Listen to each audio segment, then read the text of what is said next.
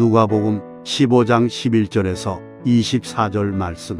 또 이르시되 어떤 사람에게 두 아들이 있는데 그 둘째가 아버지에게 말하되 아버지여 재산 중에서 내게 돌아올 분깃을 내게 주소서 하는지라 아버지가 그 살림을 각각 나눠 주었더니 그 후 며칠이 안 되어 둘째 아들이 재물을 다 모아가지고 먼 나라에 가 거기서 허랑방탕하여 그 재산을 낭비하더니 다 없앤 후 그 나라에 크게 흉년이 들어 그가 비로소 궁핍한지라 가서 그 나라 백성 중 한 사람에게 붙여 사니 그가 그를 들러 보내어 돼지를 치게 하였는데 그가 돼지 먹는 취엄 열매로 배를 채우고자 하되 주는 자가 없는지라 이에 스스로 돌이켜 이르되 내 아버지에게는 양식이 풍족한 품꾼이 얼마나 많은가.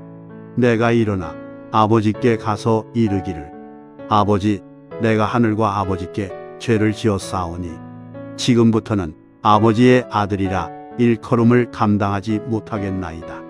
나를 품꾼의 하나로 보소서 하리라 하고 이에 일어나서 아버지께로 돌아가니라. 아직도 거리가 먼데 아버지가 그를 보고 측은히 여겨 달려가 목을 안고 입을 맞추니 아들이 이르되 아버지 내가 하늘과 아버지께 죄를 지었사오니 지금부터는 아버지의 아들이라 일컬음을 감당하지 못하겠나이다 하나 아버지는 종들에게 이르되 제일 좋은 옷을 내어다가 입히고 손에 가락지를 끼우고 발에 신을 신기라. 그리고 살찐 송아지를 끌어다가 잡으라. 우리가 먹고 즐기자. 이 내 아들은 죽었다가 다시 살아났으며 내가 잃었다가 다시 얻었노라 하니 그들이 즐거워하더라. 아멘. 오늘 이 본문은 비유의 말씀입니다. 주일학교 때부터 여러분들이 아마 여러 번 접한 말씀이 아닌가 싶습니다. 서두에 말씀드렸듯이 오늘 이 본문은 예수님께서 비유를 들어서 말씀하신 겁니다. 비유에는 목적이 있겠지요. 이유가 있다는 겁니다. 오늘 이 비유의 말씀을 하신 목적, 이유 뭘까? 저는 바로 오늘 앞절 10절 그 말씀으로 대신하고 싶습니다. 10절을 한번 보십시오. 다 같이 한번 말씀을 읽겠습니다. 내가 너희에게 이르노니 이와 같이 죄인 한 사람이 회개하면 하나님의 사자들 앞에 기쁨이 되느니라. 오늘 예수님께서 이 비유의 말씀을 하신 목적, 이유는 바로 이 10절에 함축되어 녹아 있다고 말씀을 드릴 수 있겠습니다. 오늘 이 본문의 이 말씀은 탕자의 비유로 알려진 그런 말씀입니다.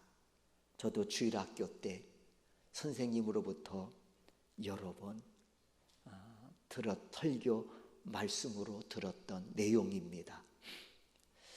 그러나 사실은 오늘 이 본문은 탕자의 비유라는 말씀보다는 아버지의 사랑, 그리고 한 단어를 더 추가한다면 기다리는 아버지의 사랑이라고 말씀드리는 것이 본문의 의도에 더 가깝다고 할 수 있겠습니다.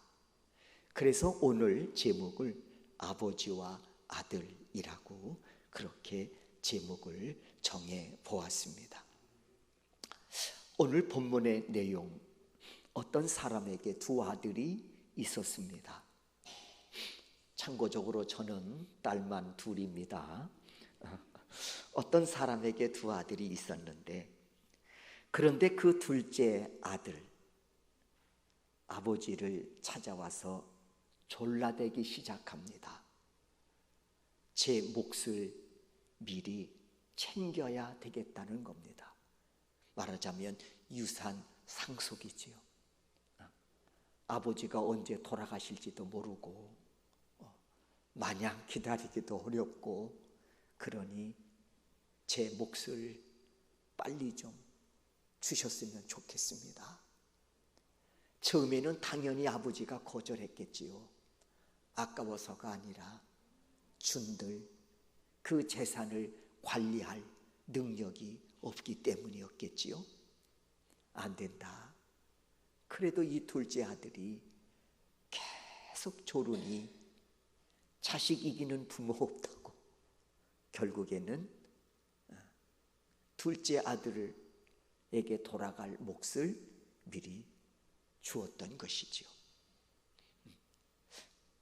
상속세는 냈는지 모르겠습니다. 하여튼 그러자 이 둘째 아들은 기다렸다는 듯이 그 재산을 정리해서 현금화 시켜가지고 먼 나라로 떠났다고 했습니다. 참 불효막심한 자식이지요. 떠나는 둘째 아들의 뒷모습을 바라보는 아버지의 심정이 어떠했을까? 하지만 둘째 아들 집을 나서면서 이야, 이제는 해방이다. 이제는 내가 이 돈 가지고 아무도 간섭받지 않는 데 가서 내가 마음껏 이 돈을 쓰면서 정말 내 인생 한번 멋지게 한번 살아보리라. 무지갯빛 꿈을 꾸며 세상 속으로 달려갔을 겁니다. 뭐 뻔하지 않겠습니까? 그러나 이 둘째 아들이 자신이 얼마나 어리석은 행동을 했는지, 미련한 짓을 했는지 깨닫는 데는 그리 오래 걸리지 않았다는 것이지요. 허랑방탕한 생활에 오늘 본문에 보니 빈지가만 남았고 그 좋다던 친구들도 다 떠나가 버렸습니다. 내가 좀 지갑에 돈이 채워져 있을 땐 왜 그렇게 주위에 좋은 친구들이 많은지, 왜 그렇게 나를 찾는 인간들이 많은지, 그러자 빈 지갑과 더불어 그 친구들도 다 떠나버린 겁니다. 그러자 오늘 본문에서 보듯이 결국에는 이 둘째 아들 어느 집에 종살이로 들어갔습니다.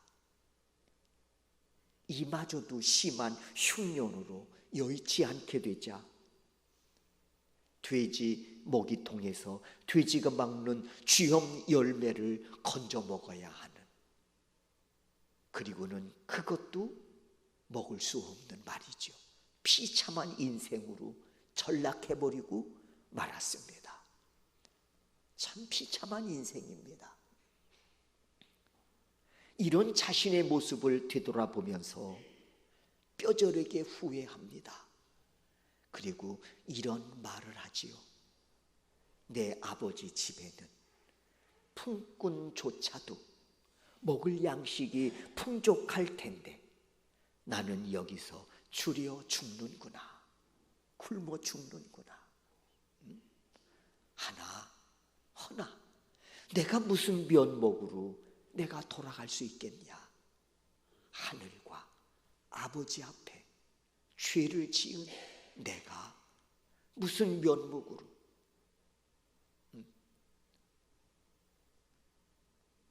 하지만 내가 돌아가서 품꾼으로 받아달라고 하면 아들은 이제 물 건너갔고 자신도 아는 거예요. 내가 얼마나 아버지 앞에 괘씸한 짓을 했는지. 오죽하면 하늘과 아버지 앞에 내가 죄를 지었다고 고백하겠습니까? 하지만 내가 돌아가서 품꾼으로 받아달라고 하면 불쌍히 여기어 나를 품꾼으로 받아주시지 않겠는가 생각하고 결심하지요. 돌아가리라. 한편 집에서 아버지는 변함없는 사랑으로 이 집 나간 둘째 아들을 기다리고 있습니다. 벌써 돈이 다 떨어졌을 텐데, 흉년이 들어 구걸조차 하기 어려울 텐데, 어디에서 얼마나 고생을 하고 있을까? 에휴, 이놈의 새끼 돌아오지. 집에서는 변함없는 사랑으로 이 아들을 기다리고 있는 아버지가 있습니다. 아버지는 아들이 돌아오면 용서하겠다는 것이 아니라 이미 용서해 놓고 기다리고 계셨다는 것이죠. 결국 아버지는 멀리서 돌아오는 아들을 먼저 발견합니다. 상거가 뭔데? 거리가 뭔데? 이 말은 너무 거리가 멀어서 눈으로는 식별하기가 어려운 그런 먼 거리에 아들이 돌아오고 있는 모습을 보았다는 이야기죠. 그러나 아버지는 감각적으로 알아요. 눈으로 확인하지 않아도 먼 데서 비치는 그 아들의 그림자만 보아도 아이고 이놈이구나. 감각적으로 아들임을 발견하고 아버지가 신발도 신지 않고 달려갑니다. 그리고 두 손으로 아들의 목을 끌어안고 입 맞추며 기뻐하여 어쩔 줄을 몰라 하는 아버지의 모습이 오늘 본문에 우리가 그림으로 그려집니다. 이에 아들의 고백입니다. 21절이지요. 아들이 이르되 아버지, 내가 하늘과 아버지께 죄를 지었사오니 지금부터는 아버지의 아들이라 일컬음을 감당하지 못하겠나이다. 하지만 아버지는 이놈아, 그게 무슨 소리냐? 그게 무슨 소리냐? 22절에서 보듯이 아버지는 돌아온 아들을 위해 종들에게 이와 같은 명령을 내립니다. 22절이에요. 아버지는 종들에게 이르되 제일 좋은 옷을 내어다가 입히고 손에 가락지를 끼우고 발에 신을 신기라. 조금 전에 방금 여러분 말씀드렸지요. 돌아오면 용서하리라가 아니라 아버지는 이미 용서해 놓고 아들을 기다리고 있다고. 뭘 통해서요? 22절을 통해서 알 수 있는 거예요. 이미 용서해 놓고 아들을 기다리는 그 아버지의 사랑, 그 아버지의 마음을 말입니다. 돌아오자마자 아버지는 종들에게 이르되 제일 좋은 옷을 내어다가 입히고, 그 준비해 놓은 거 있지? 내가 아들이 돌아오면 주려고 준비해 놓은 거 있지? 그 좋은 옷을 내어다가 입히고, 또 준비해 놓은 가락지가 있지? 가다가 그 아들의 손에 끼우고 발에 신을 신기라.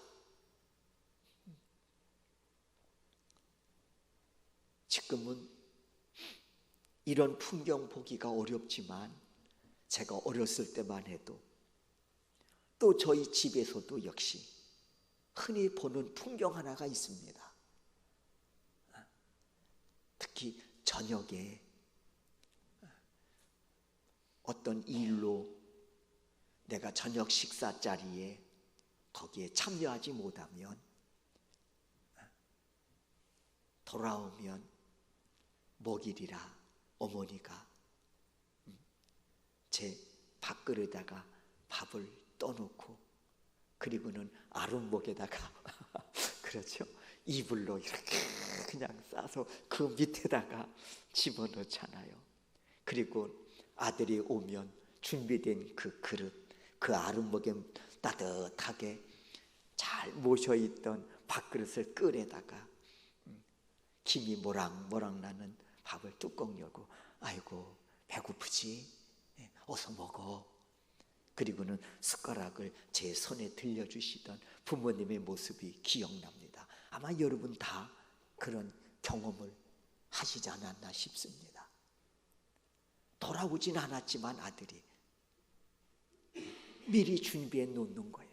돌아오면 내 아들에게 먹이리라. 따뜻한 이 밥 한 끼 먹이리라 하고 준비해 놓지 않습니까? 오늘 아버지의 마음이 바로 그런 마음이지요.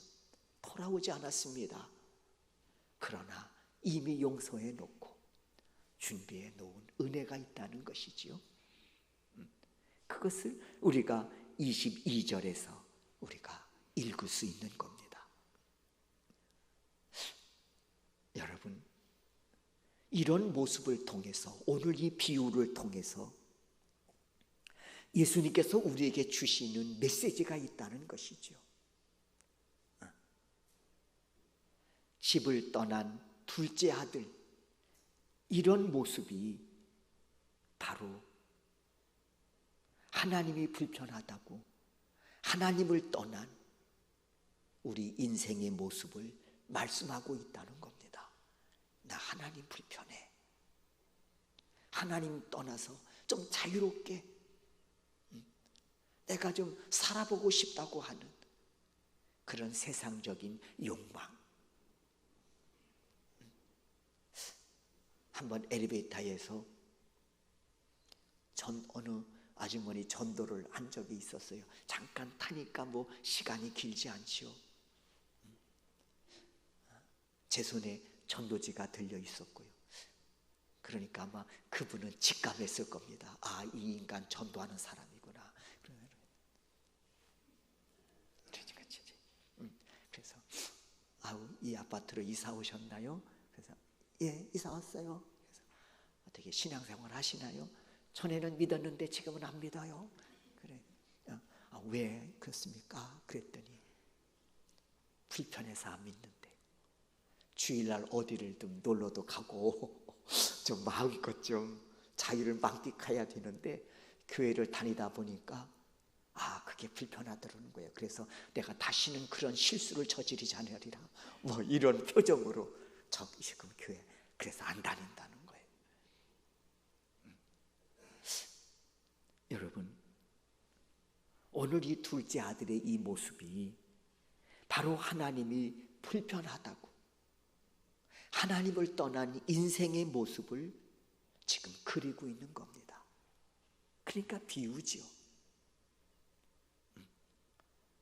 때문에 오늘 예수님, 오늘 본문의 말씀을 주신 오늘 이 비유를 통해서 주시는 몇 가지 교훈이 있습니다. 첫째는 12절과 13절의 말씀입니다. 우리 다 같이 한번 12절과 13절 말씀을 읽겠습니다. 읽습니다. 그 둘째가 아버지에게 말하되 아버지여 재산 중에서 내게 돌아올 분깃을 내게 주소서 하는지라. 아버지가 그 살림을 각각 나누어 주었더니 그 후 며칠이 안 돼서 둘째 아들이 재물을 다 모아가지고 먼 나라에 가 거기서 허랑방탕하여 그 재산을 낭비하더니 그랬어요. 저는 이 말씀을 보면서 예수님은 어떤 마음으로 이 12절과 13절 말씀을 주셨을까 곰곰이 이 말씀을 읽고 묵상했습니다. 그럴 때 제 마음에 떠오르는 문장 하나가 있었습니다. 그게 뭔고 하니 나를 떠나지 마라. 둘째 아들처럼 떠나지 말라는 거예요. 그러면서 오늘 12절과 13절은 그 떠난 결과에 대해서 말씀하고 있습니다. 떠나니까 그 결과가 어떻게 됐습니까? 방탕한 생활이 기다리고 있었지요. 방탕한 생활이 기다리고 있었습니다. 이 생활의 종말은 뭘까요? 여러분, 방탕한 생활의 종말이 뭘까요? 하나님을 떠난 삶의 종착역은 뭘까요? 소중한 것을 모르고 함부로 취급하다가 다 잃어버리는 겁니다. 방탕한 생활이 뭐냐? 소중한 것을 소중한 것으로 모르고 함부로 취급하다가 다 잃어버리는 것이 방탕한 생활의 결과 아닙니까? 오늘 본문에서 아들은 자신이 이 아버지의 아들이라는 이 소중한 사실을 몰랐습니다. 내가 아버지의 아들로 산다고 하는 것이 얼마나 소중한 것인지 알지 못했습니다. 오히려 저와 아버지는 내 자유를 억압하고, 그래서 내가 독립선언하고 아버지를 떠나는 것이 멋진 인생을 살 것이라고 하는 착각을 하고 아버지를 떠난 거 아닙니까? 이 둘째 아들, 고약하긴 하지만 내가 아버지를 떠나서 방탕한 생활을 해야 되겠다 이러고 떠나지는 않았을 것 같아요. 안 그렇습니까? 아무리 못된 아들이라도 내가 아버지를 떠나서 내가 방탕한 생활을 하다가 소중한 것을 다 잃어버리는, 한번 내가 삶을 살아봐야지 이러고 아버지를 떠난 건 아닐 거 아닙니까? 아버지 떠나면 내가 해방을 만끽하고 자유롭게 내가 한번 멋지게, 한번 이 돈 멋지게 쓰면서 내가 한번 살아보리라 생각하고 떠난 거 아니겠습니까? 그런데 지나고 보니 얼마나 자신이 미련하고 어리석은 짓을 저질렀는지. 그래서 그가 고백하지 않아요? 하늘과 아버지 앞에 죄를 지었다. 여러분, 방탕하여 소중한 것을 다 잃어버렸습니다. 낭비해버렸단 말이에요. 잃어버렸단 말입니다. 그 결과 14절을 보십시오. 흉년을 만나 궁핍해진지라. 아들과의 이 자신의 생각과는 너무나도 다른 결과를 초래했지요. 흉년을 만나 궁핍해진지라. 14절을 보십시오. 다 없앤 후 허랑방탕하여 낭비함으로 다 없앤 후 그날에 크게 흉년이 들어 그가 비로소 궁핍한지라. 흉년이 들었단 말입니다. 이 흉년을 통해서 예수님이 주시는 말씀이 있습니다. 단순히 어떤 육적으로 경험하는 흉년을 말하는 것이 아니라 인생의 삶 속에 흉년을 만났다는 겁니다. 우리 그리스도인들에게 흉년이 뭘까? 믿음을 잃어버리면 영적으로 흉년이 드는 것이죠. 사명을 잃어버리면 삶의 의미를 찾을 수 없는 흉년을 만나게 되는 것이죠. 인생에서 사명을 빼놓으면 뭐가 남을까요? 먹다 죽는 것, 이것밖에 뭐가 남을까요? 사명을 빼버린다면. 내가 왜 살아야 되는지 의미를 찾지 못한다면 남는 건 하나예요. 먹다 그리고 죽다. 그게 인생의 흉년 아닐까요? 다 없앤 후 허랑방탕하여 그가 맞이하는 것은 흉년을 통해서 궁핍이라는 거예요.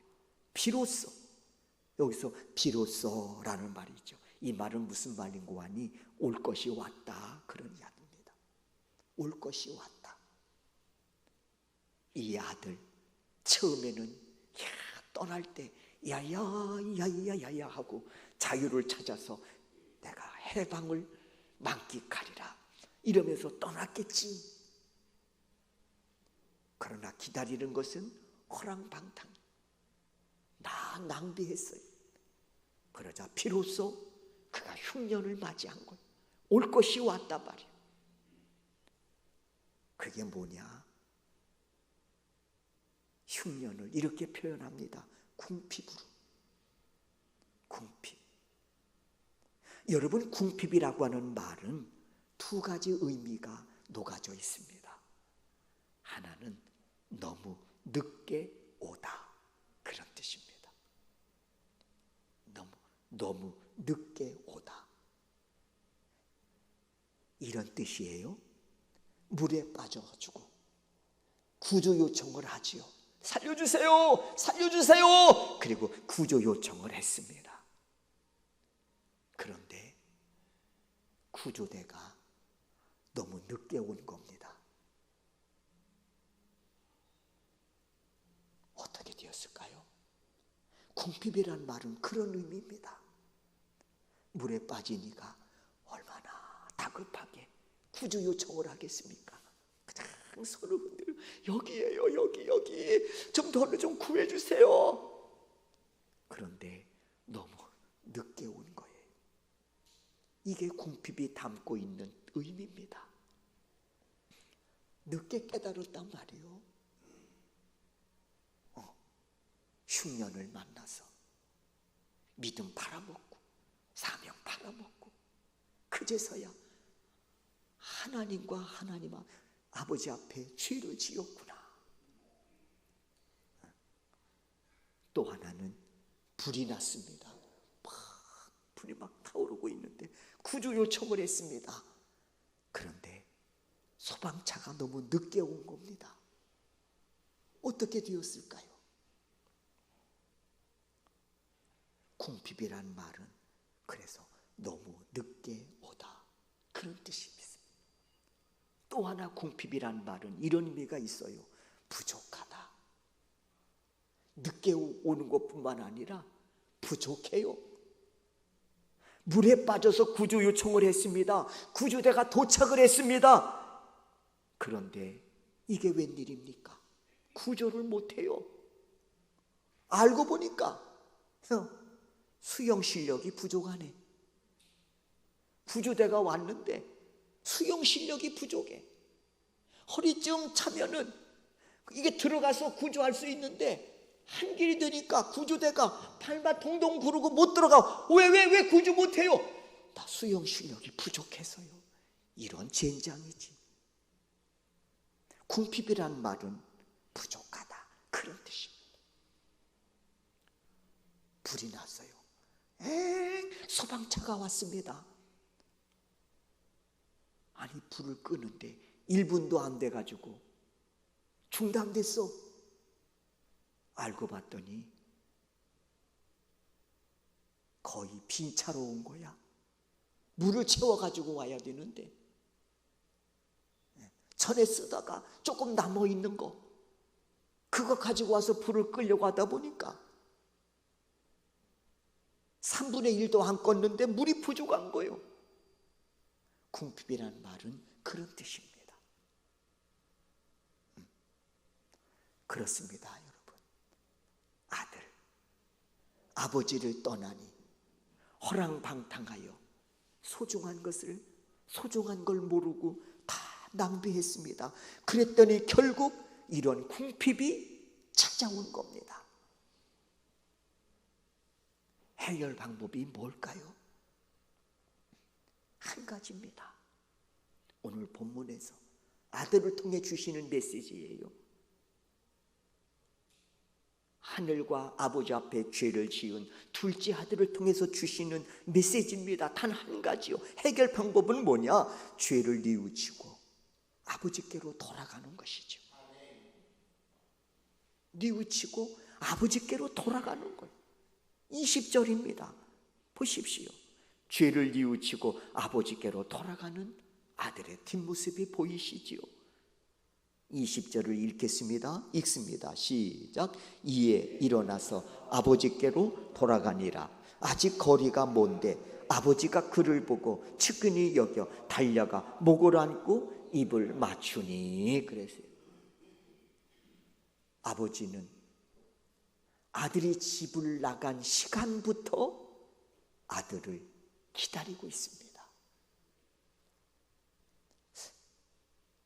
제가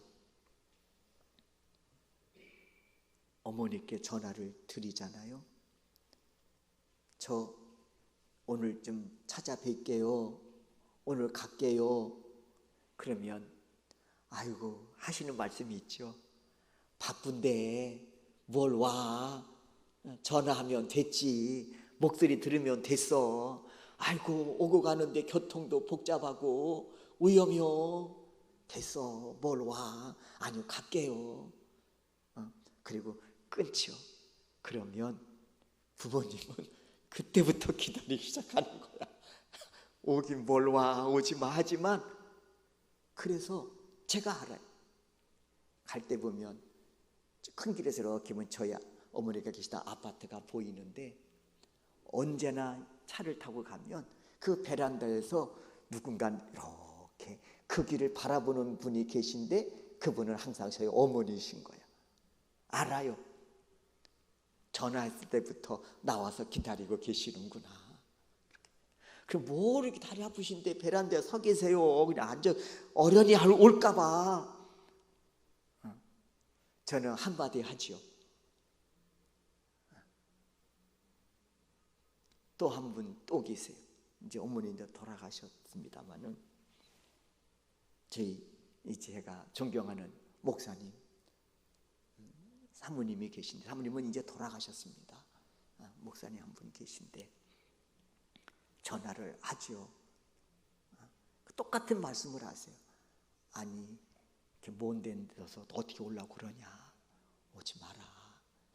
바쁠 텐데 전화하면 됐지. 뭘 오냐고. 아니에요. 잠깐 찾아뵐게요. 그리고 끊어가면은 가는 도중에 최하 3번은 전화 와요. 어디냐고. 어디쯤 왔냐고. 최하 3번은 전화가 와. 네. 오늘 아버지 집을 나간 시간부터 아들을 기다리고 계셨죠. 그리고 돌아오니 아버지는 달려가 목을 안고 기뻐합니다. 그리고 돌아오면 주려고 준비한 선물이 있었지요. 3가지지요. 그래서 4번째 이렇게 말씀드리고 싶습니다. 아버지 돌아온 아들에게 아버지의 사랑과 준비한 은혜를 만나다. 22절과 23절입니다. 우리 다 같이 한번 22절과 22절 22절 읽겠습니다. 아버지는 종들에게 이르되 제일 좋은 옷을 내어다가 입히고 현재 가락지를 끼우고 발에 신을 신기라 그랬습니다. 여러분 돌아온 아들에게 최고의 아버지의 사랑, 아버지가 돌아온 아들에게 준비한 최고의 은혜 뭘까요?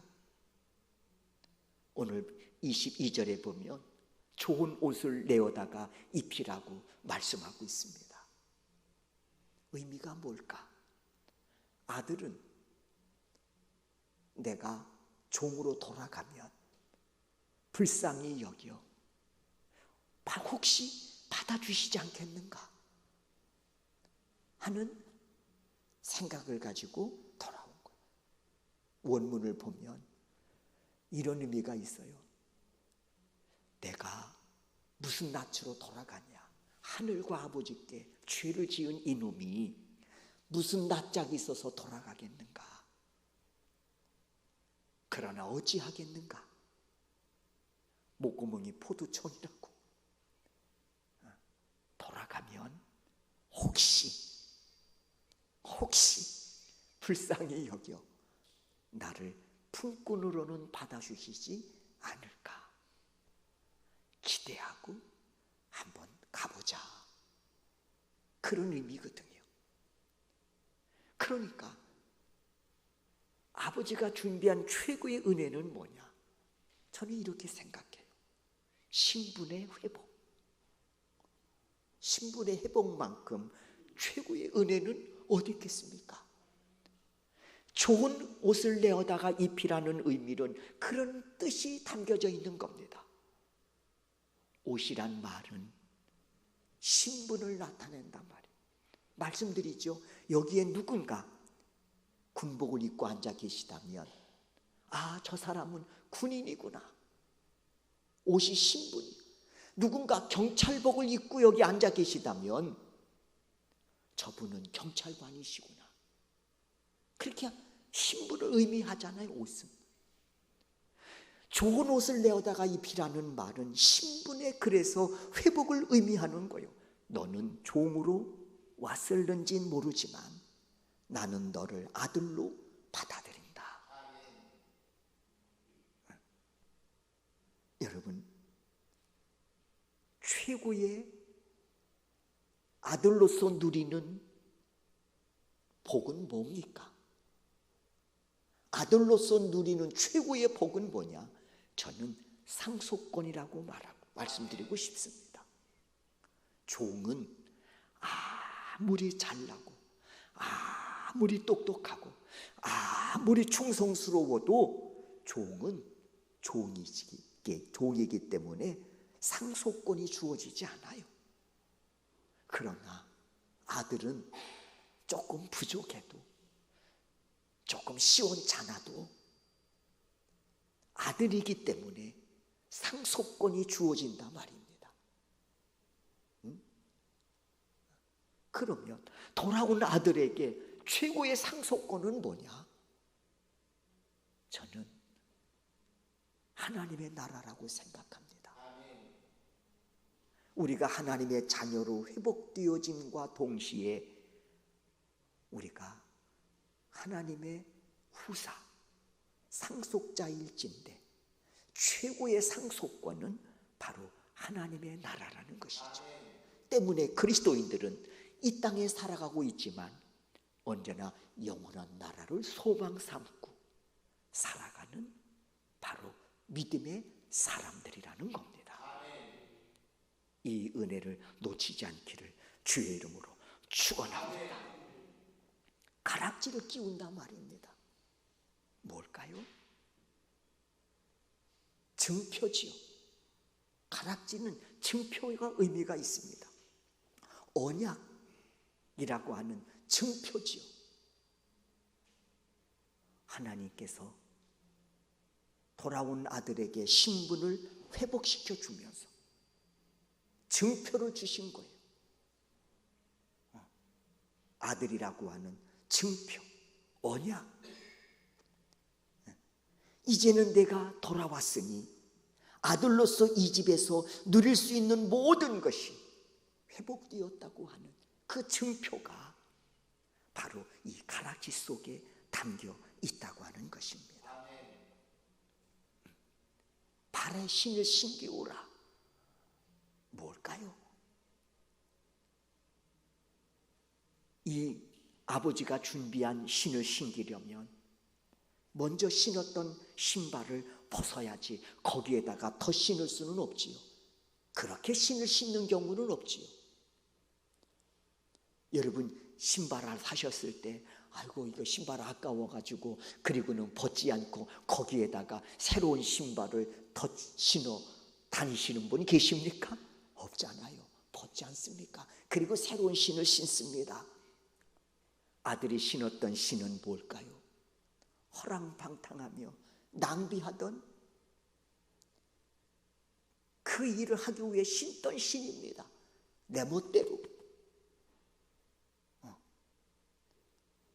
그거를 이제 벗으라는 거죠. 그러면서 새로운 신을 신겨주신 것은 뭐냐? 새로운 삶의 출발을 말하는 것이죠.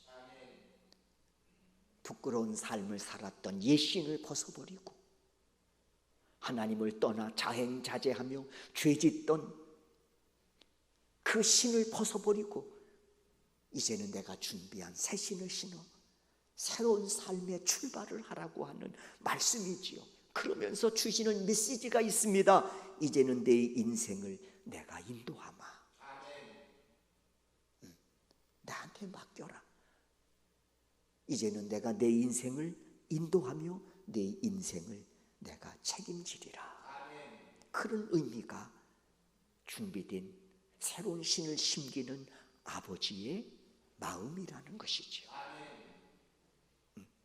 너는 지금까지 부끄러운 탕자의 삶을 살아왔지만 지금은 내 거룩한 자녀니 그 신분에 걸맞게 새 삶을 살아. 그 인생 내가 책임지마. 그러니 이제는 당당하게 아들답게 살라고 하는 메시지입니다. 여러분, 이것이 바로 회개하고 돌아온 우리를 위해 예배해 놓으신 하나님의 은혜고, 그리고 우리를 위해 준비해 놓으신 하나님의 선물인 줄로 믿습니다.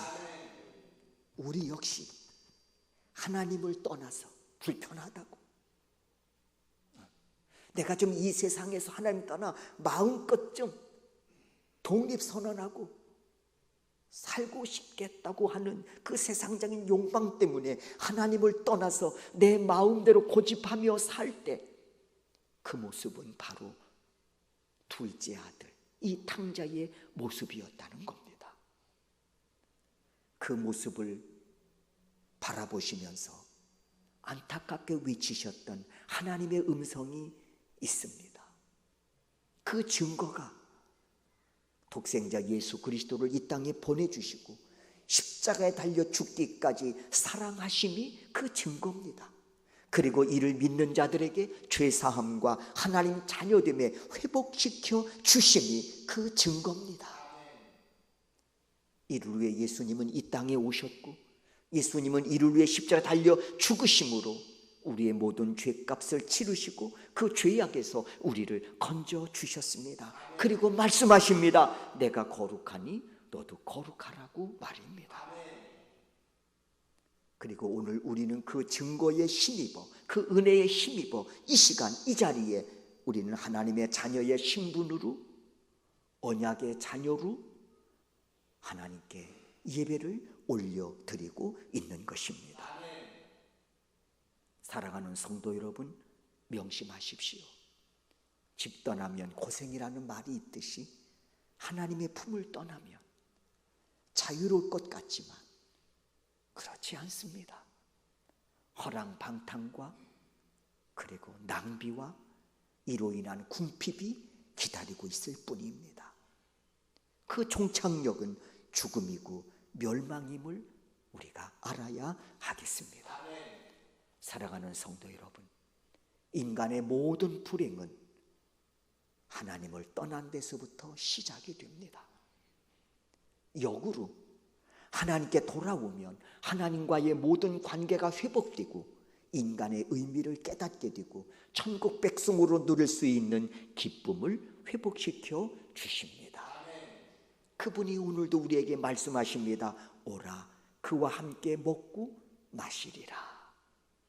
이 길이 바로 십자가를 통해 열렸습니다. 그리고 이 길은 생명의 길이고 구원의 길입니다. 사랑하는 소명교회 성도 여러분, 이 길을 주신 믿음으로 최후 종착역까지 완주하실 수 있기를 주의 이름으로 축원합니다. 어머니의 거친 손을 통해 십자가 못 박힌